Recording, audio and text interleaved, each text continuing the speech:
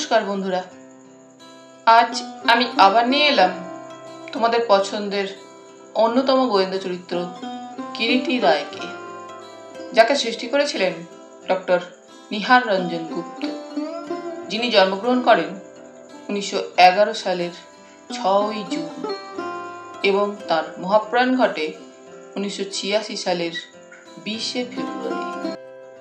আজ আমি গল্পটি সংগ্রহ করেছি কিরিটি অমনিবাস 11তম খণ্ড থেকে, যে বইটি প্রকাশনার দায়িত্বে ছিলেন মিত্র অ্যান্ড ঘোষ পাবলিশার্স।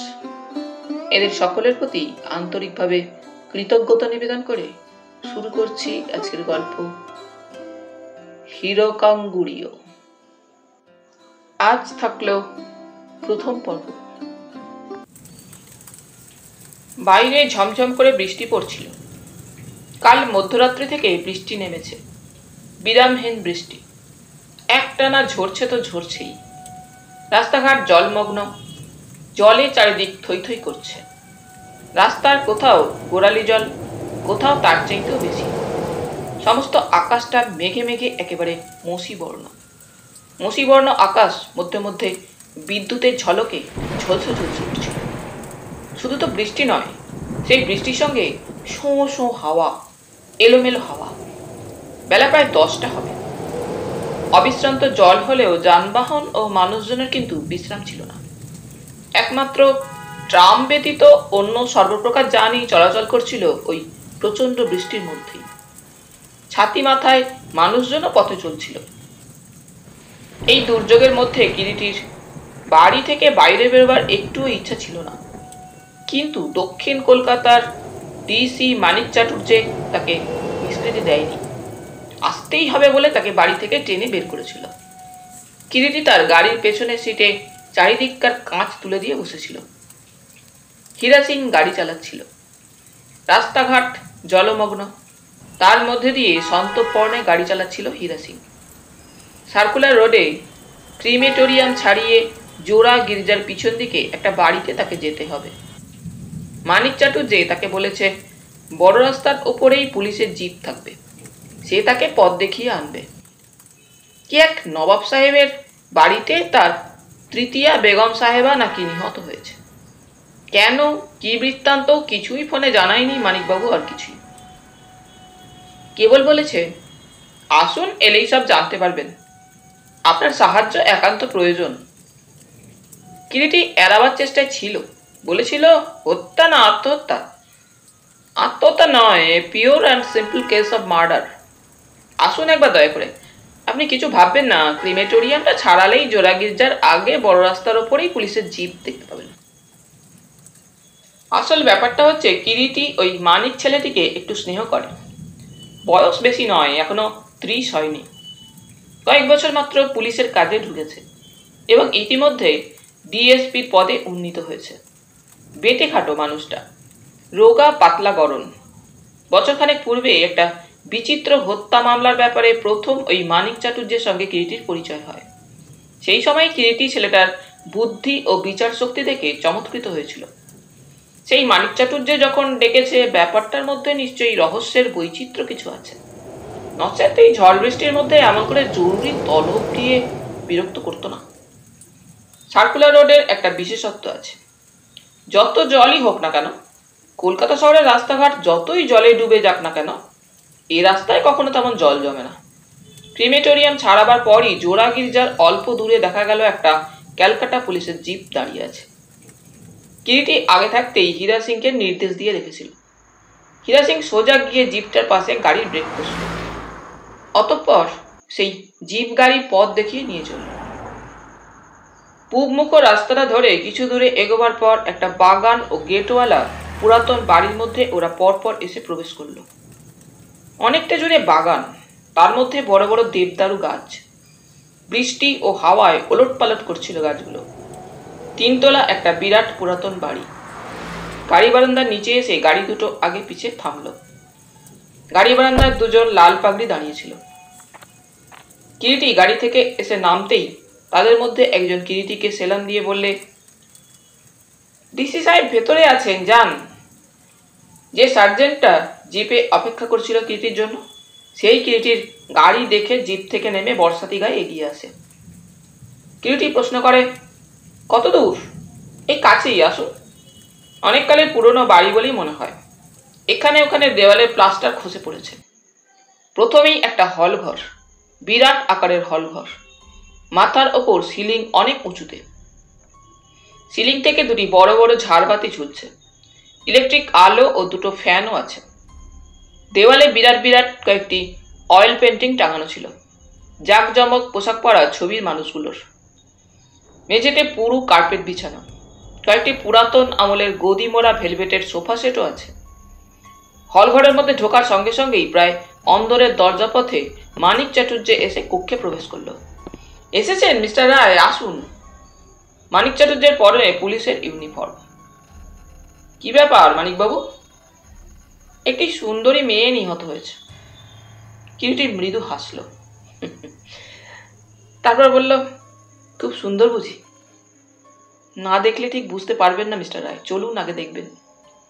মানিক চাটুর্যে আগে আগে এগিয়ে যায়। কিরিটি তার পিছনে পিছনে অগ্রসর হয়। হলঘরের পরই একটা টানা বারান্দা, চারিদিক ঘেরা বারান্দাটা। বারান্দার শেষ প্রান্তে পূর্ব দিকে বিরাট চওড়া সিঁড়ি উঠে গেছে। সাদা কালো পাথরে বাঁধানো সিঁড়ি। অদ্ভুত স্তব্ধ যেন বাড়িটা, মনে হয় যেন একটা কবরখানা বুঝি। সিঁড়ি দিয়ে উঠতে উঠতে কিরিটি প্রশ্ন করে, এ বাড়ির মালিক কে? বৃদ্ধ নবাব আসগর আলী সাহেব। আসগর আলী? হ্যাঁ, এরা লখনৌয়ের নবাব বংশের একটা শাখা, মানিক চাটুর্য বলে। কিরকম? 3 পুরুষ আগে লখনৌ থেকে এরা চলে এসে প্রথমে মেটে বুরুজে বসবাস করছিল কিছুদিন, তারপর এসে এই মতিঝিল তৈরি করে। মানে ওই আলী সাহেবের ঠাকুরদা। অবশ্য তারও তখন প্রৌঢ় বয়স। অনেক বছর আগে নিশ্চয়ই? কিরিটি প্রশ্ন করে। হ্যাঁ, লর্ড ক্যানিং এর আমল সেটা। তা ওই নবাব আলী সাহেবের কে কে আছেন? আপনার বলতে এক ভাগ্নে আর 3 বেগম। কোনো ছেলে ফিলে কিছু নেই? কিরিটি আবার প্রশ্ন করে। ছেলে এক ছিল, বেঁচে নেই বুঝি? আছে, তবে বাপের সঙ্গে কোনো সম্পর্ক নেই। সম্পর্ক নেই মানে? হ্যাঁ, সে বাপের সঙ্গে ঝগড়া করে বহুদিন পৃথক হয়ে গিয়েছে। কোথায় থাকে সে? এই শহরে কি? হ্যাঁ, এই শহরেই, মেটে বুরুজে। বয়স কত তার? তা শুনেছিলাম 30-32 হবে। রোশন আলী নাম। নামটা হয়তো আপনি শুনে থাকবেন, বিখ্যাত সেতারিয়া রোশন আলী। কিরিটি তাড়াতাড়ি বলে ওঠে, আরে রোশন আলীকে তো আমি খুব ভালোভাবেই চিনি। অতি চমৎকার সজ্জন ব্যক্তি, যেমন চেহারা তেমনি ব্যবহার। আমি অবশ্যই তাকে চিনি না। পরিচয় করো, চমৎকার সেতারিয়া, কিরিটি বললে। রোশন সাহেব যাকে বিয়ে করেছেন সেও তো নামকরা শিল্পী। আলী সাহেবের এক বেগমও তো এককালে নামকরা নৃত্যশিল্পী ছিল। নৃত্যশিল্পী? হ্যাঁ, নৃত্যশিল্পী মনিকা দেবীর নাম শোনেননি? হ্যাঁ শুনেছি, কিন্তু সে তো ছিল ব্রাহ্মণের মেয়ে, কিরিটি বলে। সেই ভালো কথা। মনিকা দেবী হঠাৎ বছর কয়েক আগে নিখোঁজ হয়েছিলেন না? নিখোঁজ আর কি, বোম্বেতে পালিয়ে গিয়ে মুসলিম ধর্ম গ্রহণ করে ওই আলী সাহেবকে বিয়ে করে। বটে, তা বয়সের তো অনেক তফাৎ হবে দুজনের মধ্যে। তা তো হবেই। তা সেই বেগমও কি এখানেই আছে? আর কে আছে এখানে? কে আর? 3 বেগম, নবাব সাহেব ও তস্য ভাগ্নে ছাড়া আর কেউ নেই এ বাড়িতে আপনার জন বলতে। আছে চাকর বাকর, ড্রাইভার। ভালো কথা, ভুলে গিয়েছিলাম, আরো একজন আছে, দাস দাসী অবশ্যই। আরো একজন? হ্যাঁ, সৌমেন কুণ্ডু নামে এক ভদ্রলোক, ইয়াং ম্যান, বয়স 30-32 মধ্যে। তিনি এখানে কি করেন? কিরিটি প্রশ্ন করে। বলতে পারেন আলী সাহেবের সেই সব দেখাশোনা করে, সেক্রেটারি, পরামর্শদাতা, সবকিছু। ইতিমধ্যে ওরা কথা বলতে বলতে দীর্ঘ সিঁড়ি অতিক্রম করে দোতলায় পৌঁছে গিয়েছিল। নিচের তলার মতো উপরের তলাতেও একটি প্রশস্ত টানা বারান্দা। একটা দিকে ঘর পরপর, অন্যদিকে কাঠের ঝিলিমিলি। বাতাস ও আলো আসার বলতে গেলে কোনো পথই নেই। বোধ করি নবাবী আব্রুর জন্যই ওই সাবধানতা। বারান্দায় কিছু কিছু শ্বেত পাথরের মূর্তি এখানে ওখানে দাঁড় করানো। বাইরে মেঘাচ্ছন্ন আকাশ থাকায় আলোর অভাবে বারান্দাটায় আবছা আলো ছায়া যেন কি এক রহস্যে থমথম করছে। বারান্দায় কোনো জনপ্রাণীকে দেখা গেল না। কিরিটি মানিকের সঙ্গে পাশাপাশি হেঁটে চলে। পরপর সব ঘরের দরজায় দরজায় সব পুঁতির পর্দা ঝুলছে। তৃতীয় দ্বারপথে মানিক চাটুর্যকে অনুসরণ করে পুঁতির পর্দা সরিয়ে কিরিটি একটা হল ঘরের মতোই প্রশস্ত ঘরে প্রবেশ করল। ঘরের মেঝেতে কার্পেট বিছানো, পুরানো আমলের ভারী দামি আসবাব, আর বিরাট একটা আরসি সুদৃশ্য চওড়া সোনালী ফ্রেমে বাঁধানো। ঘরের পূর্ব ও পশ্চিম দেওয়ালে একেবারে মুখোমুখি টাঙানো। যে দরজাপথে ওরা ঘরে প্রবেশ করেছিল সে দরজা ছাড়াও একটি পশ্চিমমুখী দরজা দেখা গেল ঘরে। তাতে ওই একই ধরনের পর্দা ঝুলছে। গোটা চারেক জানালা, সবই দক্ষিণমুখী। জানালাগুলো বন্ধই ছিল একটা বাদে। কিরিটি প্রশ্ন করে, ডেড বডি কোথায়? ওই পূর্ব দিককার ঘরে, আসুন না। কিরিটি মানিক চাটুর্যকে অনুসরণ করে। কয়েক পা অগ্রসর হয়েই সহসা ঘরের দেওয়ালে টাঙানো আরসির মসৃণ গাত্রের ওপর ও নজর পড়তেই ও যেন নিজের অজ্ঞাতেই থমকে দাঁড়িয়ে যায় মুহূর্তের জন্য।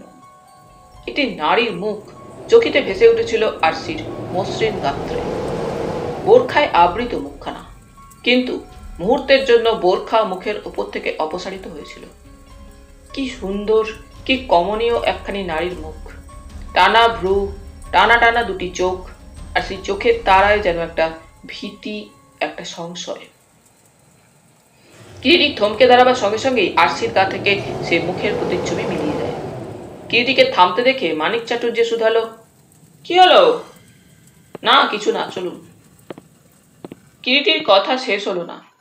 সহসা নারী কণ্ঠের একটা হাসির তরঙ্গ যেন সেই স্তব্ধ গৃহের দেওয়ালে দেওয়ালে ছড়িয়ে পড়ল। খিলখিল করে কে হাসছে। হাসির শব্দটা যেন হঠাৎ উঠে হঠাৎই আবার মিলিয়ে গেল নবাব আলী আসগর সাহেবের জীর্ণ অট্টালিকার দেওয়ালে দেওয়ালে যেন শুষে নিল সেই হাসির শব্দটা। বাইরে ঝড় বৃষ্টি তেমনি চলছে। শোঁ শোঁ হাওয়ায় ঝাউ গাছের কান্না তেমনই শোনা যায়। কিরিটি মানিক চাটুর্যের দিকে তাকায় সব প্রশ্ন দৃষ্টিতে। মানিক চাটুর্য দাঁড়িয়ে গিয়েছিল সেই হাসির শব্দে। কে হাসলো যেন মনে হলো? কিরিটি প্রশ্ন করে। হ্যাঁ, শুনলাম, মৃদু কণ্ঠে জবাব দেয় মানিক চাটুর্য। দেখবো খোঁজ নিয়ে? না, থাক, চল। কিরিটি কথাটা বলে মানিক চাটুর্যকে এগিয়ে যাওয়ার ইঙ্গিত করে। কয়েক পা অগ্রসর হতেই দুজনে একটা বন্ধ দরজার সামনে এসে দাঁড়ায়। এই ঘরে, মানিক চাটুর্য বলে। চলুন। অন্যান্য ঘরের দরজার মতো এ ঘরেও পুঁতির পর্দা ঝুলছিল। সেই পুঁতির পর্দা সরিয়ে সেই দরজার কপাট ঠেলতেই দরজা খুলে গেল। বোঝা গেল দরজাটা ভেজানো ছিল মাত্র। প্রথমে মানিক চাটুর্য ও তার পশ্চাতে কিরিটি ঘরের মধ্যে প্রবেশ করল। ঘরের মধ্যে পা দিয়ে দাঁড়িয়ে যায় কিরিটি। ক্যাঁচ ক্যাঁচ করে একটা শব্দ হচ্ছিল থেকে থেকে। সেই সঙ্গে মৃদু একটা টুং টুং শব্দ ঘরের মধ্যে। কিরিটি তাকিয়ে দেখল ঘরের একটা জানালা খোলা। বাতাসের ঝাপটায় ওই জানালার কাঁচের পুরাতন পাল্লা দুটো খুলছে আর বন্ধ হচ্ছে। ক্যাঁচ ক্যাঁচ শব্দ তুলছে তাতেই। হাওয়ায় বৃষ্টির ঝাপটা এসে ঘরে ঢুকছে। মাথার উপর সিলিং থেকে ঝুলন্ত বিরাট ঝাড়বাতির বেলোয়ারি কাঁচগুলো হাওয়ায় পরস্পরের সঙ্গে ধাক্কা খেয়ে টুং টুং শব্দ করছে। সঙ্গীতের একটা বিলম্বিত সুর যেন। ঘরের মধ্যে ঝাপসা ঝাপসা আলো, রহস্যময় একটা অস্পষ্টতা যেন। হঠাৎ খুট করে একটা শব্দ হলো। সঙ্গে সঙ্গে কক্ষটা উজ্জ্বল বৈদ্যুতিক আলোয় ঝলমল করে উঠল। কিরিটি তাকিয়ে দেখলো ঝড়ের মধ্যে ইলেকট্রিক বাল্বগুলো একসঙ্গে সব জ্বলে উঠেছে। সুইচটা টিপে মানিক চাটুর্যই আলোটা জ্বালিয়ে দিয়েছে। প্রখর আলোয় ঘরটা যেন এতক্ষণে চোখের সামনে দেখা দিল। কারো শয়ন বা বসবার ঘর নয়, এটা জলসা ঘর। মেঝেতে পুরো গালিচা বেছানো, বড় বড় তাকিয়া, তাতে রেশমি ঝালর দেওয়া, চারিদিকে নানা ধরনের বাদ্যযন্ত্র ছড়ানো, সেতার, সারেঙ্গি, বিন, সরোদ, তানপুরা, বায়া তবলা ইত্যাদি। আর তারই মাঝখানে একটি নারী দেহ এলিয়ে পড়ে আছে। শুধুমাত্র সুন্দর বললেই বোধহয় বলা হয় না, অতুলনীয় সুন্দর। এবং শুধু সুন্দর নয়, যেন আশ্চর্য। কিরিটির মনে হয় এমনটা বুঝি আর সে ইতিপূর্বে দেখেনি। বয়স কতই বা হবে, 20 বেশি হবে না। পরনে দামি রেশমের সালোয়ার ও কাঁচুলি, তার উপর একটা সূক্ষ্ম ওড়না। ডান দিকের বুকে একটা ছোড়া আমূল বিদ্ধ, কাঁচুলিটা রক্তে লাল হয়ে রয়েছে। কানে হীরের কর্ণাভরণ, হাতে দুগাছি প্ল্যাটিনামের ওপর হীরের চুড়ি, পায়ে ও হাতের পাতায় মেহেদির রং, মাথার চুল বেণীবদ্ধ, তাতেও একটা সোনালি ফিতে জড়ানো। এক পাশে বেণীটা সাপের মতো এলিয়ে পড়ে আছে। টানা ভ্রু, নিমিলিত আঁকিপদ্ম, একটা হাত ছড়ানো আর অন্য হাতটা দেহের সঙ্গে লেগে আছে। ছোড়ার বাটটা সাদা, কারুকার্য করা। তরুণীর বক্ষে যদি ছোড়াটা আমূল না বিদ্ধ থাকতো, মনে হতো বুঝি সে ঘুমিয়ে আছে। কিরিটি কয়েকটা মুহূর্ত অপলক দৃষ্টিতে ভুলুণ্ঠিত প্রাণহীন দেহটার দিকে চেয়ে থাকে। মানিক চাটুর্যেই প্রথমে কথা বলে। আলী সাহেবের সর্বকনিষ্ঠা বেগম জাহানারা। জাহানারা? হ্যাঁ। বয়স বেশি বলে তো মনে হচ্ছে না। না। ব্যাপারটা সম্পর্কে কিছু জানতে পেরেছেন? কখন ব্যাপারটা ঘটেছে বা কে প্রথম জানতে পারলো? মোটামুটি যা জানতে পেরেছি নাসির হোসেনের কাছে। নাসির হোসেন? হ্যাঁ, আলী সাহেবের ভাগ্নে, ওর বোনের সুলতানা বেগমের একমাত্র ছেলে। নাসির হোসেন সাহেব এখানেই থাকেন তো? হ্যাঁ। নাসির হোসেন যা বলেছিল মানিক চাটুর্যকে, অতঃপর সেই কাহিনী বিবৃত করে মানিক চাটুর্য। আলী সাহেবের 3 বেগম, রৌশনারা বেগম, মানিক বেগম ও সর্বকনিষ্ঠা জাহানারা বেগম। বড় বেগম রৌশনারার বয়স 52-55 ঊর্ধ্বেই হবে। মধ্যমা মানিক বেগম, মুসলমানের ঘরে মেয়ে নয়, হিন্দুর কন্যা আগেই বলা হয়েছে। মুসলিম ধর্ম গ্রহণের পর মনিকার নাম বদলে আলী সাহেব তার নাম রাখেন মানিক। মানিক আলী সাহেবের দেওয়া আদরের নাম। নবাব আলী সাহেবের এক হিন্দু কর্মচারী ছিল যতীন চাটুর্যে, তারই কন্যা ওই মনিকা। সর্বকনিষ্ঠা জাহানারাকে আলী সাহেব মাত্র বছর 2 আগে শাদী করেছিলেন। আসগর আলী সাহেবের বয়স এখন প্রায় 72-73 হবে। বৃদ্ধ হলেও কিন্তু দেখে সেটা বুঝবার উপায় নেই। দীর্ঘ লম্বা পাতলা চেহারা, টকটকে গৌর গাত্রবর্ণ, এখনো সোজা হয়ে হাঁটাচলা করেন। মাথার চুল ও দাড়ি পেকে অবশ্য সাদা হয়ে গিয়েছে। খুব আমোদে রাশভারী মানুষ। কিরিটি মৃদু হেসে বলে, শুধু তাই, বলুন শক্তিমান পুরুষও? মানিক চাটুর্যে কিরিটির মুখের দিকে তাকায়। কিরিটি মৃদু হেসে বলে, নচেত 3য়-বার বেগম সংগ্রহ করেন ওই বয়সে? মানিক চাটুর্য হাসে। বলুন তারপর? জাহানারা গরিবের ঘরের মেয়ে হলেও অত্যন্ত মেধাবী ছিল বলে বিয়ে পর্যন্ত লেখাপড়া করেছিল নিজের চেষ্টায়, এবং সেই সঙ্গে গান বাজনাও। সঙ্গীতে অপূর্ব মিষ্টি সুরেলা কণ্ঠ ছিল তার। নিজের চেষ্টাতেই গান শিখেছিল লেখাপড়ার মতোই। জাহানারার সঙ্গে আসগর আলী সাহেবের বিবাহের ব্যাপারটা নাকি বিচিত্র। জাহানারা নাকি ইচ্ছে করেই আসগর আলী সাহেবকে শাদী করেছে। অনেকেই ব্যাপারটায় যে বিস্মিত হয়েছিল তাতে সন্দেহ নেই। আসগর আলী সাহেব চিরদিনই একজন সঙ্গীত রসগ্রাহী। সঙ্গীতকে তিনি বরাবরই ভালোবাসতেন বলে প্রায়ই তার গৃহের জলসাঘরে গানের জলসা বসত। বহু গুণী জ্ঞানী সঙ্গীত শিল্পীরা ওই জলসাঘরে এসে মাইফেলে যোগ দিয়েছেন। তাছাড়াও মধ্যে মধ্যে জাহানারা একাই সঙ্গীতের আসর বসাত, এবং সে আসরে শ্রোতা থাকতেন তার স্বামী আসগর আলী সাহেব। গত রাত্রেও তেমনি সঙ্গীতের আসর বসেছিল ওই জলসা ঘরে। 2টি মাত্র প্রাণী, জাহানারা বেগম ও নবাব আসগর আলী সাহেব। আলী সাহেবের শরীরটা নাকি গত রাত্রে তেমন ভালো ছিল না, তাই রাত 10টার পর তিনি উঠে চলে যান জলসাঘর থেকে। তারপর একাই নাকি জাহানারা বেগম বসে বসে জলসাঘরে গান গাইছিল। জাহানারার নিজস্ব দাসী মতি জলসাঘরের দরজার বাইরে বসেছিল। অন্যান্য রাত্রে রাত 12টার বেশি থাকতো না জাহানারা জলসাঘরে, কিন্তু গত রাত্রে 12:30 বেজে গেল, তখনও সঙ্গীতের বিরাম নেই। তাছাড়া বাইরে ঝড় জল। বসে থাকতে থাকতে দাসী মতি একসময় নাকি ঘুমিয়ে পড়ে, এবং কতক্ষণ সে ঘুমিয়েছিল বলতে পারে না। হঠাৎ একসময় ঘুম ভেঙে যায়। সঙ্গীত তখন আর শোনা যাচ্ছে না, কেবল ঝড় জলের শব্দ শোনা যাচ্ছে আর ঝাউ গাছগুলোর শোঁ শোঁ করুণ কান্না। তাড়াতাড়ি উঠে পড়ে মতি। জলসাঘরের দরজা খোলা, পুঁতির ভারী পর্দাটা হাওয়ায় দুলছে আর মৃদু ঝিনঝিন শব্দ তুলছে। বেগম সাহেবা কি চলে গেলেন নাকি? কিন্তু তাকে ডাকেনি কেন? জলসাঘরের আলো জ্বলছে না তো। তবে কি সত্যি চলে গিয়েছেন শয়নঘরে বেগম সাহেবা? পুঁতির পর্দা সরিয়ে মতি ঘরের মধ্যে পা দেয়। ঘরটা অন্ধকার। একটা ঠান্ডা হাওয়ার ঝাপটা। সর্বাঙ্গ শিউরে ওঠে। কেমন যেন আতঙ্কে সর্বাঙ্গ শিরশির করে ওঠে মতির। কয়েকটা মুহূর্ত বিহ্বল হয়ে পড়েছিল। তারপর সুইচ টিপে আলো জ্বলতেই তার ওই বিভৎস দৃশ্য চোখে পড়ে। সঙ্গে সঙ্গে মতি চিৎকার করে চেঁচিয়ে ওঠে। ঘর থেকে পাগলের মতো ছুটে বের হয়ে যায়। খুন খুন! মতির চিৎকারে বাড়ির সবাই জেগে উঠে এলো। মধ্যরাত্রে বাড়িটার মধ্যে যেন একটা চকিত সারা পড়ে যায়। আলী সাহেব, অন্যান্য দুই বেগম ঘুম ভেঙে উঠে আসে। নাসির হোসেন ওই সময় ফিরে আসে বাড়িতে। কেন, সে কি বাড়িতে ছিল না? কিরিটি প্রশ্ন করে। না, মানিক চাটুর্যে বলে। কোথায় ছিল তবে? বেলগাছিয়ায় তার এক বন্ধুর বাড়িতে নিমন্ত্রণ ছিল, বিকেলেই চলে গিয়েছিল। তারপর? সবাই বিহ্বল, সবাই বিমহুড়ো। অতঃপর কি কর্তব্য? ওই সময় নিচ থেকে সৌমেন কুণ্ডুকে আলী সাহেব ডেকে পাঠান। সৌমেন ঘুমোচ্ছিল, উঠে এসে সব শুনে সে তো বোবা। অবশেষে সৌমেন কুণ্ডুই থানায় খবর দেয়। থানার ওসি সঙ্গে সঙ্গে আমাকে সংবাদ দেয়, দিয়েই সে চলে আসে। এ তল্লাটের ওসিকে? সুশীল বাবু, সুশীল মুখার্জি। তাকে দেখছি না যে।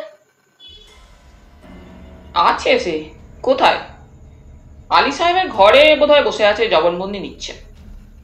কিরিটি আর কোনো কথাও না বলে ধীরে ধীরে মৃতদেহের সামনে এগিয়ে যায়। সব স্পর্শ করে। ঠান্ডা, হিম। অন্তত কয়েক ঘন্টা আগে যে মৃত্যু হয়েছে সে সম্বন্ধে কোনো সন্দেহ নেই। চেয়ে থাকে মৃতদেহের দিকে কিরিটি। সহসা ডান হাতের অনামিকার প্রতি নজরে পড়ে। আঙুলে সুস্পষ্ট অঙ্গুরির দাগ, অথচ আঙুলে কোনো অঙ্গুরি নেই। কিরিটি অতঃপর মৃতদেহের কাছ থেকে সরে এসে ঘরটার চারিদিকে দৃষ্টি ঘুরিয়ে ঘুরিয়ে ভালো করে দেখতে লাগলো। খোলা জানালা পথে ঠান্ডা জল হাওয়া আসছে। আকাশ মেঘাচ্ছন্নই ছিল। আবার বোধহয় বৃষ্টি নামলো। এ বৃষ্টি সহজে থামবে বলে মনে হচ্ছে না। কিরিটি খোলা জানালাটার সামনে এসে দাঁড়ালো। ঘরের মধ্যে পা দিয়েই দেখেছে জানালাটা খোলা ছিল। জানালাটা দিয়ে সারাটা রাত ধরে বেশ বৃষ্টির ছাট এসেছে বোঝা যায়। মেঝের গালিচার অনেকটা পর্যন্ত সেই ছাটে ভিজে গিয়েছে। জানালা পথে বাড়ির পশ্চাৎ দিকটা দেখা যায়। ওটাই দক্ষিণ দিক। অনেকখানি খোলা জায়গা, বাগান, গাছপালা নানা জাতির। জানালাটার একেবারে দেওয়াল ঘেঁষে হাত দুই মাত্র ব্যবধানে একটা স্বর্ণচাপা ফুলের গাছ। বিরাট উঁচু লম্বা গাছটা। হাওয়ায় ডালপালা ও পাতাগুলো যেন ওলট পালট করছে। জানলার হাত তিনেক নিচে চওড়া কার্নিশ। বরাবর আছে কার্নিশ। অনায়াসেই ওই কার্নিশ পথ এই জানালার কাছে এসে হাত বাড়িয়ে জানালাটা ধরে এই ঘরে উঠে আসা যেতে পারে। মানিকবাবু, কিছু বলবেন? মানিক চাটুর্যে কিরিটির মুখের দিকে তাকালো। ওই জানালাটা কি খোলাই ছিল? তা তো বলতে পারি না। জাহানারার দাসী মতিকে জিজ্ঞাসা করেননি কথাটা? না তো। খুব সম্ভবত জানালাটা খোলাই ছিল। ওই দরজাটা তো খোলাই ছিল, তাই না? হ্যাঁ, ভেজানো ছিল। ওসিকে সংবাদ দেন থানায় সৌমেন কুণ্ডুই। কিরিটি যেন কেমন অন্যমনস্ক। হস্তধৃত জ্বলন্ত চুরুটটা ঠোঁটে চেপে ধরে ঘরের এদিক ওদিক তাকাচ্ছে। ঘরের মধ্যে গোটা চারেক জানালা, সবই বাইরের, মানে দক্ষিণমুখী বাগানের দিকে। 3টি জানালা বন্ধ, একটি মাত্র খোলা। দরজা 3টে। মনে হচ্ছে ওরা একটা দরজা পথে ওই ঘরে ঢুকেছে। অন্য দুটো বন্ধ এবং দরজার গায়ে ভারী পুঁতির পর্দা ঝুলছে। নানা রঙের, নানা আকারের পুঁতি। ওই দরজাটা বন্ধ দেখছি। কিরিটি মৃদু কণ্ঠে প্রশ্ন করে একটা দরজার দিকে তাকিয়ে। হ্যাঁ, ওটা নাকি বন্ধই থাকে। ব্যবহার করা হয় না বুঝি? না, ওটা পাশের ঘরের সঙ্গে যোগাযোগ করেছে। পাশের ঘরটায় কে থাকে? কেউ থাকে না। ও ঘরটার মধ্যে পুরাতন জিনিসপত্র থাকে এখন। আগে অবশ্যই নবাব সাহেবের বৃদ্ধা ফুপু থাকতেন। ফুপু মানে পিসি? হ্যাঁ। আর ওই দরজাটা? ওটা বাথরুমে যাবার দরজা। ঘরের সঙ্গে বাথরুম আছে? হ্যাঁ। আশ্চর্য, এতদিনকার পুরাতন আমলের বাড়িতে। কিরিটি কতকটা স্বগতোক্তির মতোই মৃদু কণ্ঠে কথাগুলো উচ্চারণ করে।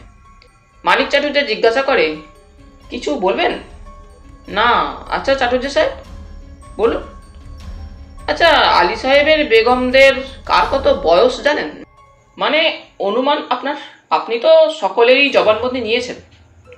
হ্যাঁ, রৌশনারার বয়স 55-56 কম হবে না। দ্বিতীয় হিন্দু নারী মানিক বেগমের, তারও বয়স 40-এর ঊর্ধ্বে তো হবেই। দেখতে কেমন? ডোন্ট মাইন্ড বেগম সাহেবানরা। রৌশনারা এককালে সুন্দরী ছিলেন বোঝা যায়, তবে দেহে এখন বার্ধক্যের ছাপ পড়ায়। বুঝেছি। আর মানিক বেগম সাহেবা? রূপের দিক থেকে তিনিও যে খুব একটা তা কিছু নয়, কালো রোগা চেহারা, তবে চোখে মুখে প্রখর একটা বুদ্ধির দীপ্তি আছে, দেখলেই বোঝা যায়। আপনি তো বলছিলেন নবাব সাহেব ও তার বেগম সাহেবেরা ছাড়াও এখানে আলীর কি একজন আত্মীয় আছেন? হ্যাঁ, নাসির হোসেন সাহেব। কে সে? একটু আগে যে বললাম, নবাব সাহেবের ভাগ্নে। হ্যাঁ, মনে পড়েছে। একটু থেমে আবার প্রীতি প্রশ্ন করে, দাস দাসী এখানে কজন আছেন? 5 জন দাসী ও 4 জন ভৃত্য। মতি তো জাহানারার খাস দাসী ছিল, তাই না? হ্যাঁ। বয়স কত? দেখতে কেমন? বয়স 30-32 হবে। দেখতে তেমন ভালো নয়, তবে মনে হয় খুব চালাক চতুর। আর বলুন, থামলেন কেন? আরেকটি দাসী আছে এ বাড়িতে, নাম কুলসম। কুলসম? হ্যাঁ। কার দাসী? মানিক বেগমের খাস দাসী। অল্প বয়স, 20-25-এর বেশি হবে না। দেখতে বেশ কুলসম। সুন্দর বলুন? তা বলতে পারেন। দেখেই মনে হয়েছিল। কাকে কাকে দেখে মনে হয়েছিল? সে কথার জবাব না দিয়ে কিরিটি বলে, চলুন, এ ঘরে যা একবার দেখা হয়ে গিয়েছে, অন্য একটা ঘরে গিয়ে বসা যাক। বেশ, আলী সাহেবের বসবার ঘরে গিয়ে বসা যাক। চলুন চলুন। ওই ঘরে বসেই ওই বাড়ির মানুষগুলোর কিছু কিছু জিজ্ঞাসাবাদ করতে চাই। আলী সাহেবের সঙ্গে দেখা করবেন না? প্রয়োজন বুঝলে সবার সঙ্গেই দেখা করব, শুধু আলী কেন? সকলে এসে দোতলাতেই আলী সাহেবের শোবার ঘরের পাশে বসার ঘরে ঢুকলো। ওই ঘরটি কিন্তু আধুনিক আসবাবপত্রে সজ্জিত, রুচি ও পরিচ্ছন্নতার প্রকাশ সর্বত্র যেন। মানিকবাবু? কিরিটির ডাকে মানিক চাটুর্যে ওর মুখের দিকে তাকালো। কিছু বলছেন? হ্যাঁ। কি বলুন? একবার আপনাদের দাসী কুলসমকে ডাকবেন। কুলসম? হ্যাঁ। মানিক চাটুর্যে বাইরে গিয়ে ঘরের একজনকে ডেকে কুলসমকে ওই ঘরে পাঠিয়ে দিতে বলে দিয়ে আসে। একটা বড় সোফায় কিরিটি বসে দৃষ্টি ঘুরিয়ে ঘুরিয়ে চারিদিকে তাকাচ্ছিল। এ বাড়ি, এর ঐতিহ্য ও সবকিছুর সঙ্গে যেন এ ঘরের কিছুই খাপ খায় না, যেন স্বতন্ত্র। রীতিমতো একটা পার্থক্য আছে। মিস্টার রায়, বলুন। আমার কিন্তু মনে হয় এই হত্যার ব্যাপারটা বাইরের কারো দ্বারা সংঘটিত হয়নি। আপনি বলতে চান বাড়ির মধ্যেই কেউ? হ্যাঁ, আপনার কি মনে হয়? সম্ভবত তাই। মৃদু কণ্ঠে কিরিটি কথাটা বলে। নচেত কাল সারাটা রাত ধরে যে ঝড় চলেছে, ওই দুর্যোগের মধ্যে কারো, বাইরে কারো এখানে আসে। কিরিটি কথাটা শেষ করে। হত্যা করে দেওয়াটা তো অসুবিধা নয়, বরং আরো সুবিধাই ছিল। মনে করুন ওই দুর্যোগের মধ্যে কেউ এসে হত্যা করে গেছে, তার আসা যাওয়ার সময় চট করে কারো নজরে পড়তো না। কিন্তু তাছাড়া বাইরে থেকে জলসাঘরের যে জানালাটা খোলা আছে দেখে এলাম, সেই জানালা পথে ভেতরে প্রবেশ করাটাও খুব সহজ নয়। বাইরে ওই সময় পদশব্দ শোনা গেল। বৃদ্ধ ভৃত্য দেলোয়ারের সঙ্গে কুলসম এসেছে। মানিক চাটুর্যে ঘরের বাইরে গিয়ে কুলসমকে ভিতরে নিয়ে এলো সঙ্গে করে। কিরিটি তাকালো। বোরখা নেই মুখে। মেয়েটি সুন্দরী, সন্দেহ নেই, কিন্তু আরসিতে দেখা চোখই তো সেই মুখখানি নয়। চোখের তারা দুটোতে বুদ্ধির দীপ্তি। তোমার নাম কুলসম? কিরিটি প্রশ্ন করে। জি হ্যাঁ। মানিক বেগমের দাসী তুমি? জি হ্যাঁ। জাহানারা বেগমের 5 মাস কখনো তুমি খাটতে না? জি না তো। কেন? ছোট বেগম সাহেবারও খাস দাসী আছে একজন। কে সে? কি নাম তার? কেন, মতি? আচ্ছা কুলসম, এ বাড়িতে তুমি কতদিন কাজ করছো? কমসে কম 10 সাল তো হবেই। তবে তো অনেক দিন। জি হ্যাঁ। তোমার মুনিবান মানিক বেগম সাহেবাকে ছাড়া এ বাড়িতে সবচাইতে বেশি কাকে তোমার ভালো লাগতো? সে যদি বলেন তো জাহানারা বেগম সাহেবা কি? কথাটা বলতে বলতে গলার স্বরটা যেন কুলসমের রুদ্ধ হয়ে আসে। খুব ভালো ছিলেন বুঝি বেগম সাহেবা? জি। অমন দিলদরিয়া মানুষ বড় একটা চোখে পড়ে না। তাকে যে কোন দুশ্মন এমন করে খুন করলো। এবারই সবাই তাকে ভালোবাসতো, তাই না? জি। তাকে ভালো না বেসে কেউ থাকতে পারতো না। যেমন দিলদরিয়া তেমনি হাসি খুশি ছিল মানুষটা। কাউকে কখনো একটা চোখ রাঙিয়ে কথাও বলেনি। হাসি যেন সর্বক্ষণ বেগম সাহেবার মুখে লেগেই থাকতো। কতদিন হলো আলী সাহেব তাকে শাদী করেছেন? সেও তো 2 সাল হয়ে গেল। বেগম সাহেবের বাপের বাড়িতে কে কে আছেন জানো? এক বুড়ি মা আর একটা মাতাল ভাই। গরিব, ভীষণ গরিব। নবাব সাহেবই তো বরাবর তাদের সাহায্য করে আসছেন। কোথায় থাকে তারা? শুনেছি মেটিয়া বুরুজ। আচ্ছা কুলসম। জি। এ বাসায় বেশ সুন্দর দেখতে অল্প বয়সী আর কোনো মেয়ে আছে? জি। মনে হলো কুলসম কি বলতে গিয়েও নিজেকে যেন সামলে নিল এবং সঙ্গে সঙ্গে বললে, না, আর কে থাকবে? নবাব সাহেবের 3 বেগম সাহেবা আর আর আমরা দাসদাসী। আর আর আর কে আছে? কুন্ডু বাবু, সেক্রেটারি বাবু। তাহলে আর কেউ নেই? না। কিরিটির মনে হলো কুলসম যেন না কথাটা বলতে গিয়ে একটু কেমন দ্বিধা করলো। আচ্ছা, তুমি যেতে পারো, মতিকে একবার পাঠিয়ে দাও। সেলাম স্যার। কুলসম চলে গেল। অতঃপর জাহানারা বেগমের খাস দাসী মতি এলো। মতির বয়স 30-এর নিচে নয়। রোগা পাতলা চেহারা, উজ্জ্বল শ্যামবর্ণ চোখে মুখে একটা বোকা বোকা ভাব। তোমার নাম মতি? জি। তুমি তো কাল রাত্রে জলসাঘরের বাইরে ছিলে? জি। নবাব সাহেবকে বাজনা বাজিয়ে শোনাচ্ছিলেন ছোট বেগম সাহেবা, তাই না? জি। নবাব সাহেব কাল রাত্রে কখন জলসাঘর থেকে চলে যান জানো তুমি? জানি। আমার সামনে দিয়েই তো রাত্রে একসময় বের হয়ে গেলেন। কটা রাত হবে? তা রাত 12টার পরে। কি করে বুঝলে?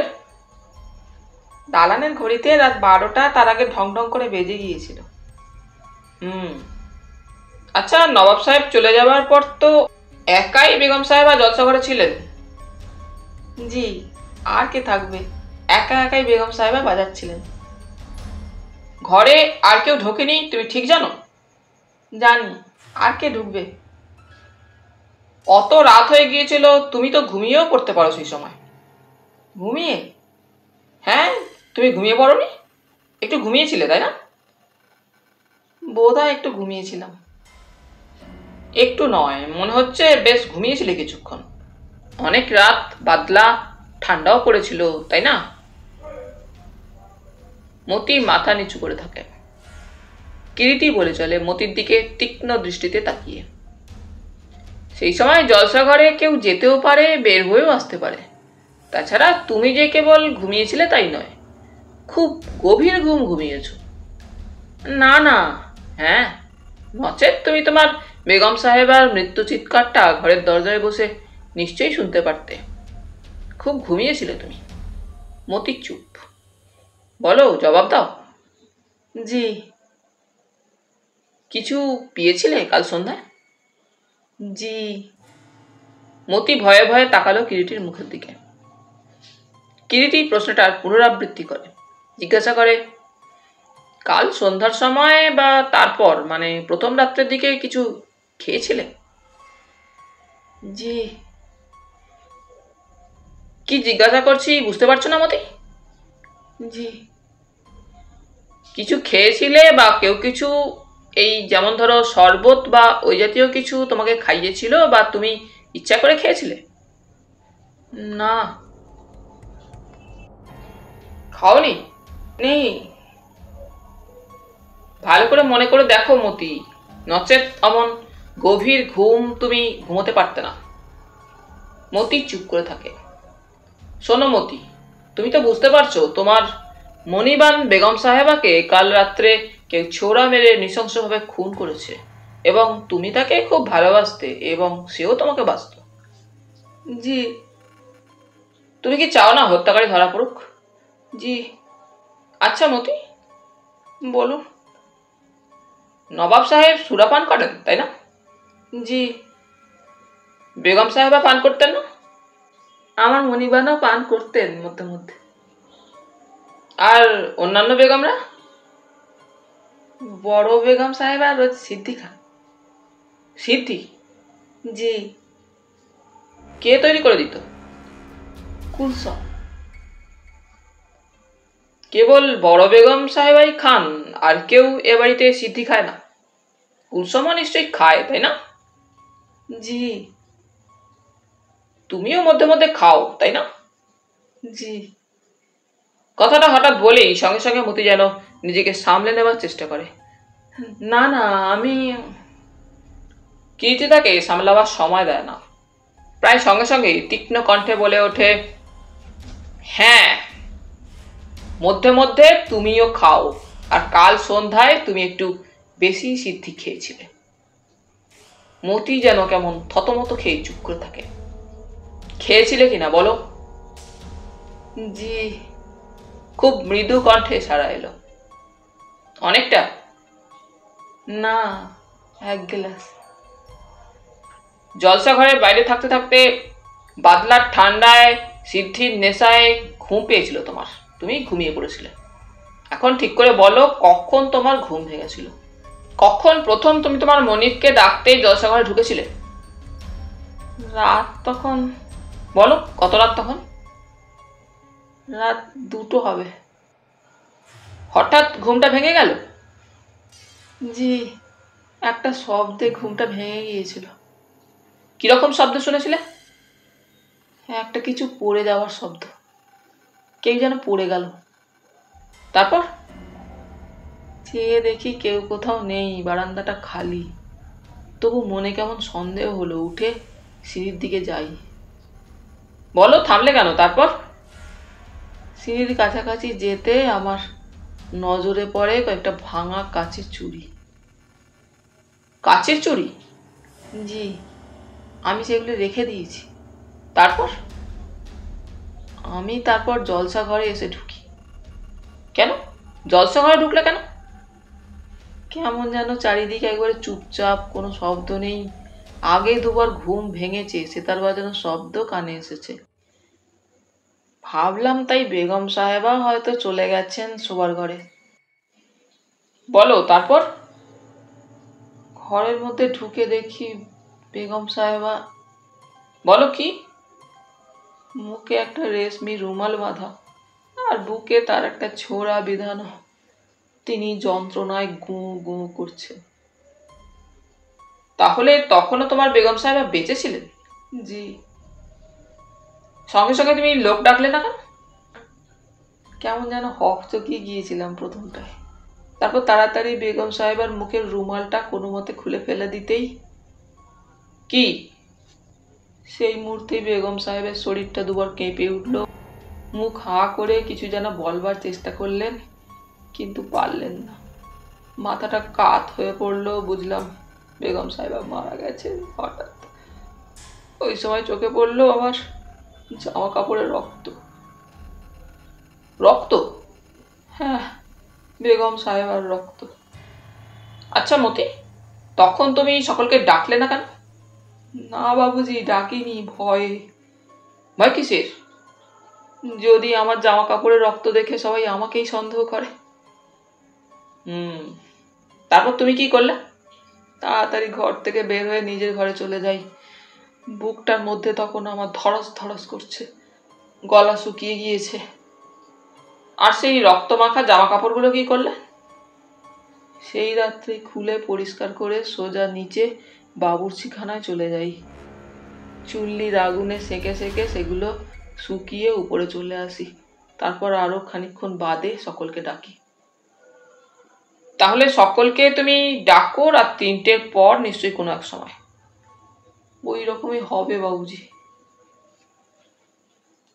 আচ্ছা, তুমি যে বলছিলে ঘরে ঢুকে যখন তুমি বেগম সাহেবাকে মৃত দেখো তখন রাত 2টো, ঠিক রাত 2টো তা কি করে বুঝলে? ঘড়িতে ঢং ঢং করে 2টো বেজেছিল। ওই সময় বারান্দায় জুতোর মচমচ শব্দ শোনা গেল। কিরিটি চোখ তুলে তাকালো দরজার দিকে। মানিকবাবু, দেখুন তো কে এলো। কিরিটি শুধায়। মানিকবাবুকে আর দেখতে হলো না। সুদর্শন একটি যুবা পুরুষ কক্ষে এসে প্রবেশ করল। ইনি? কিরিটি প্রশ্ন করে। মানিক চাটুর্যে বলে, নাসির হোসেন সাহেব, নবাব সাহেবের বোন সুলতানা বেগমের ছেলে। কিরিটি তাকালো। নাসির হোসেন আলী সাহেবের একমাত্র ভগিনী সুলতানা বেগম সাহেবার একমাত্র সন্তান। নাসির হোসেনের বয়স বেশি হবে না, 30-এর নিচে বলেই মনে হয়।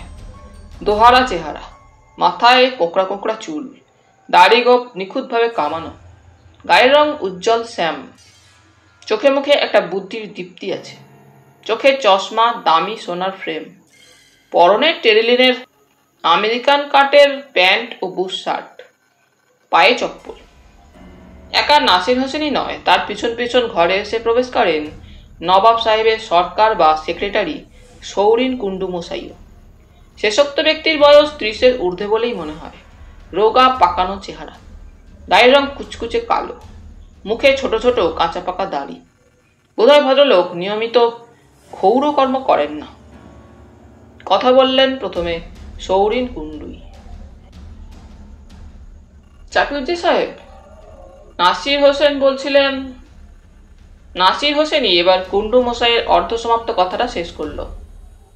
আমার বিশেষ কথা আছে চাটুর্যে সাহেব, আমাকে একবার অনুমতি দিতে হবে। আমি বলবো? মানিক চাটুর্যে নিঃশব্দে কিরিটির মুখের দিকে তাকালো। আপনি নাসির হোসেন সাহেব? কিরিটি মৃদু প্রশ্ন করে। হ্যাঁ। মিস্টার কুন্ডু, আপনি একটু বাইরে যাবেন, আমার নাসির হোসেন সাহেবের সঙ্গে কিছু কথা আছে। সৌরিন কুন্ডু তখনই বাইরে চলে গেলেন। এবার কিরিটি নাসির হোসেনের দিকে তাকালো। কিছু মনে করবেন না হোসেন সাহেব, আপনি কি ফিল্মের মানে ছবির কোনো বিজনেস করেন? হ্যাঁ, আমার একটা নিজস্ব চিত্র প্রতিষ্ঠান আছে, নাসির হোসেন জবাব দিলেন। তাই আপনার ছবি আমি সিনেমা জগতে দেখেছি। রিসেন্টলি কি একটা হিন্দি সিনেমা কাগজ আপনার কি সব ছবি নিয়ে লিখেছে, তাতে প্রথমেই আপনার ছবি আছে, একটা পাইপ হাতে।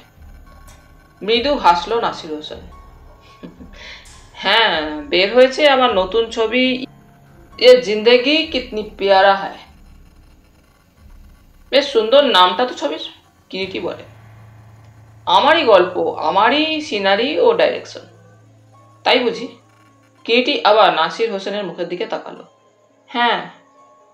আপনি তো তাহলে দেখছি অসাধারণ গুণী ব্যক্তি। তা মিউজিকটাও দিলেন না কেন আপনার ওই ছবিতে? ওই সঙ্গে পরের ছবিতে দিচ্ছি। হ্যাঁ, দেবেন। সবই একই হাতে এক ব্রেন থেকে এলে জিনিসটা একটা সত্যিকারের ক্রিয়েশন হয়। হ্যাঁ, আজকাল কেউ কেউ তাই করছে না। কিরিটি আবার প্রশ্ন করে। তা আপনার অফিস কোথায়? বোম্বেতেও আছে, এখানেও আছে। বোম্বেতে মহালক্ষ্মীতে আর কলকাতায় ওয়াটারলু স্ট্রিটে। শুটিং কোথায় হয়? বোম্বে কলকাতা দু জায়গাতেই, যখন যেমন প্রয়োজন হয়। আপনার শেষ বই কি ছিল হোসেন সাহেব?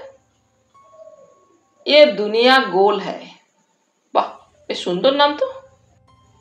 হ্যাঁ, একদল মিল ওয়ার্কার্সদের নিয়ে গল্প।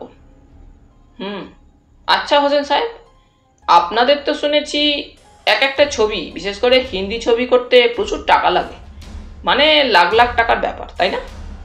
নাসির হোসেন হেসে বলে, তা তো লাগেই। তা কিভাবে টাকাটা আপনি জোগাড় করেন?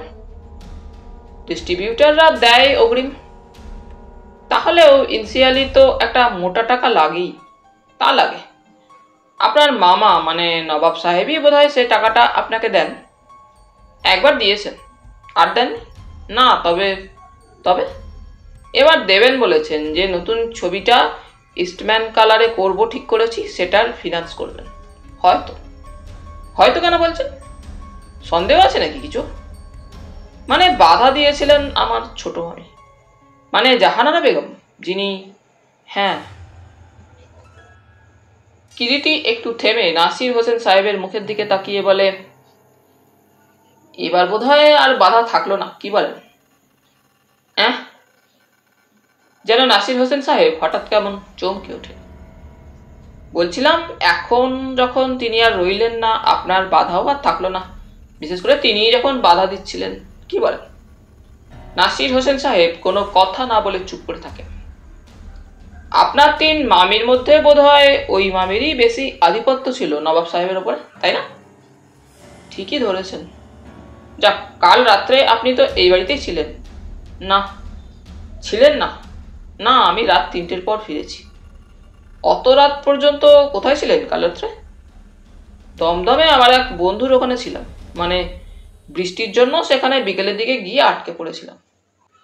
তাহলে আপনি রাত 3টের পর এসেছেন? হ্যাঁ, এসেই তো শুনলাম ব্যাপারটা কিছুক্ষণ আগে।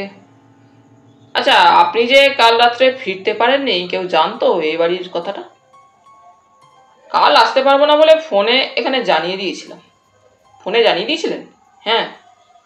হঠাৎ ওই সময় মানিক চাটুর্যে বলে ওঠেন, কাল রাত্রে কখন ফোন করেছিলেন? কেন, রাত তখন 7:30 8টা হবে, বৃষ্টি নামার কিছুক্ষণ পরেই। মানিক চাটুর্যেই আবার প্রশ্ন করেন, ফোন কে ধরেছিল? কেন বলুন তো? না, তাই জিজ্ঞাসা করছি। অবশ্যই ব্যাপারটা সত্যি স্যাড, মৃদু কণ্ঠে বলে নাসির হোসেন সাহেব। কেন স্যাড কেন? কারণ ছোট মামি ফোন ধরেছিলেন। ছোট মামি? কিন্তু কুন্ডু মশাই যে বলছিলেন কি কাল বিকেল থেকেই এবাড়ির ফোনটা আউট অফ অর্ডার হয়ে আছে। নাসির হোসেন সাহেব হেসে উঠলেন, বললেন, ফোন এবাড়ির আউট অফ অর্ডার হয়ে গিয়েছিল? হ্যাঁ। কে বলেছে আপনাদের? সৌরেন কুন্ডু মশাই। মানিক চাটুর্যে বললেন, ননসেন্স, ওই লোকটা কখনো কোনো খবর রাখে না। কিচ্ছু না, দুম করে এক একটা কথা এক এক সময় বলে বসে। আমি নিজে ফোনে ছোট মামির সঙ্গে প্রায় 10 মিনিট ধরে কথা বললাম, আর ফোন আউট অফ অর্ডার হয়েছিল বলে দিলেন। কিরিটি মানিক চাটুর্যের দিকে তাকিয়ে বললে, মানিকবাবু, সৌরিনবাবুকে একবার ডাকবেন এ ঘরে। নিশ্চয়ই। মানিক চাটুর্য ঘর থেকে বের হয়ে গেলেন। নাসির হোসেন সাহেব। কিরিটির ডাকে নাসির হোসেন কিরিটির মুখের দিকে তাকায় আবার। কাল রাত্রে কখন আপনি দমদমে আপনার বন্ধুর বাড়ি থেকে বের হয়েছেন? 2:45 নাগাদ হবে। কিসে এলেন? কেন, আমার নিজের গাড়িতে। আপনার গাড়ি আছে? আছে বই কি। কি গাড়ি? Austrian Oxford. নিজেই চালান না ড্রাইভার আছে? না না, ড্রাইভার নেই, নিজেই চালাই নিজের গাড়ি। আপনি সাধারণত কেমন স্পিডে গাড়ি চালান? সে যদি বলেন মশাই, আমি একটু জোরে মানে স্পিডেই গাড়ি চালাই। স্পিডে? তবু সাধারণত কত মাইল? মিনিমাম 40 তো বটেই, তার কমে গরুর গাড়ি চলে, সে মোটর নয়। তা বটে। মানিক চাটুর্যে কুন্ডুকে নিয়ে এসে ঘরে ঢুকলেন ওই সময়। আসুন গুন্ডু মশাই, এবারই ফোনটা কি ঠিক আছে? কিরিটি প্রশ্ন করে। আগে না, ঠিক নেই না। কখন থেকে আউট অফ অর্ডার? কাল বিকেল থেকে। কোন ঘরে ফোন আছে? এই তো বাইরের বারান্দায়। কই চলুন তো দেখি। কিরিটি বের হয়ে গেল ঘর থেকে বারান্দায়। তাহলে বন্ধুরা, আজ এই পর্যন্তই। গল্প পাঠ তোমাদের ভালো লেগে থাকলে তোমাদের কাছে আবারও অনুরোধ থাকলো, লাইক, শেয়ার এবং সাবস্ক্রাইব করে তোমাদের মূল্যবান মতামত পাঠানোর জন্য। ধন্যবাদ।